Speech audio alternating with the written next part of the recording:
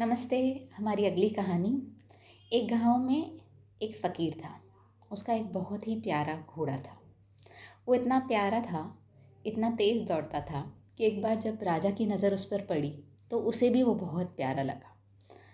राजा ने उस फ़कीर से कहा कि तुम मुँह मांगी कीमत मांगो, मैं तुम्हें दूंगा और ये घोड़ा मुझे दे दो। राजा ने कहा, मैं तुम्हें 100 अशरफियाँ देता हूँ सोने की। उस ज़माने की बात है, वो बहुत थी।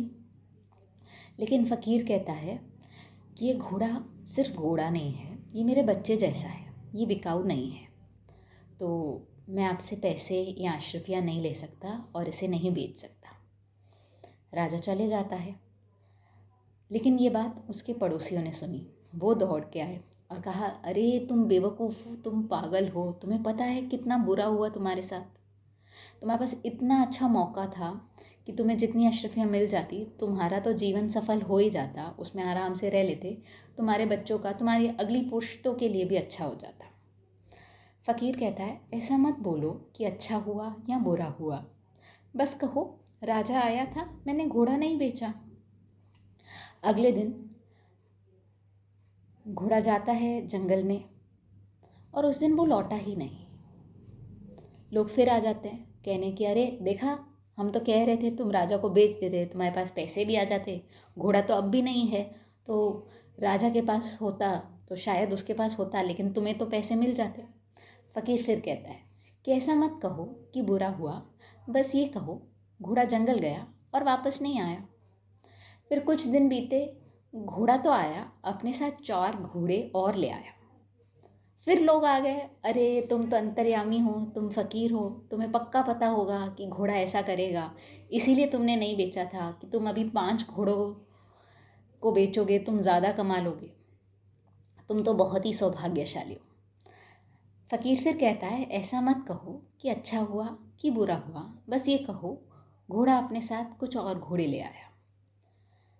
अगले दिन से फ़कीर का बेटा इन नए घोड़ों को भी ट्रेनिंग देने लगता है, उनकी घोड़े सवारी करता है, उन्हें नहलाता है, खिलाता है। एक घोड़ा उनमें से बहुत जंगली निकला। उसने बर्दाश्त नहीं किया फ़कीर का बेटा उस पर बैठे, तो बहुत तेज़ दौड़ा और उसने फ़कीर के बेटे को गिरा दिया। उस कारण फ़कीर के बेटे की टांग टूट गई। लोग फिर आ गए, कहा देखो तुमने पहले दिन बेच दिया होता, तुम्हारे पास पैसे होते, अब तो तुम्हारा बेटा भी लंगड़ा हो गया, क्या करोगे, तुम तो कमाते नहीं हो, तुम तो फ़कीर हो, अब तुम्हारा बेटा भी लंगड़ा हो गया, देखा कितना बुरा हुआ। फ़कीर फिर कहता है, ऐसा मत कहो कि बुरा हुआ, बस ये कहो कि मेरे बेटे की टांग टूट गई। फिर कुछ दिन होते हैं, पड़ोसी राजा ने इस राज्य के लोगों पर अटैक किया, तो राजा ने ढूंढी पिटवा दी कि जितने भी युवा हैं उन सबको सेना में शामिल होना पड़ेगा। लोग फिर रोते हुए आ गए कि अरे तुम्हारे साथ तो अच्छा हुआ, तुम्हारे बेटे की टांग ही टूटी, लेकिन तुम्हारे साथ तो है, हमारे बेटा को, बच्चों को, सबको सेना में जाना पड़ेगा। और सुना है जो दूसरा राजा है वो बहुत ही बलशाली है, उसकी सेना बहुत बड़ी है, तो निश्चित ही हमारे बच्चे तो मर ही जाएंगे, हमारे पास बच्चे भी नहीं होंगे, तुम्हारा एटलीस्ट बच्चा तुम्हारे साथ तो होगा, माना टूटी टांग के साथ होगा। फ़कीर सर ठोक लेता है।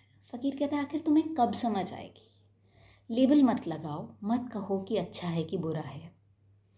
तुम कैसे कह सकते हो कि ये पार्ट अच्छा है, ये सारी चीज़ें अपने आप में जुड़ी तो हुई हैं। ज़िंदगी एक बहुत बड़ा फ्लो है, एक प्रवाह है। हम सिर्फ एक पार्ट को देखते हैं, उसको लेबल लगाते हैं, ये पार्ट अच्छा है, दूसरे पार्ट को देखते हैं, ये पार्ट बुरा है, लेकिन सब एक दूसरे से कनेक्टेड है। न कुछ अच्छा है, न कुछ बुरा है।